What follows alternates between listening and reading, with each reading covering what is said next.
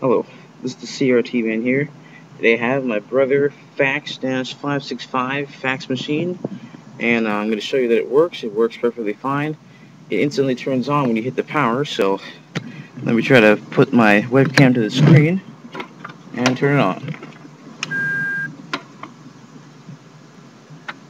It says please wait.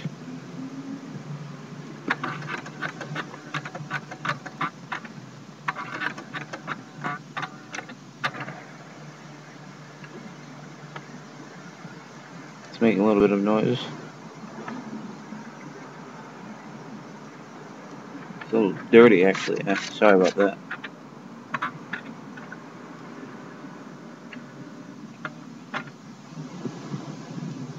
Alright, it's got the date completely wrong. It thinks it's January 1st. I think the time is correct though. So yeah, it works perfectly fine. Got it off the street inside of a new HP printer box. So it's powered off. So yeah, thanks for watching.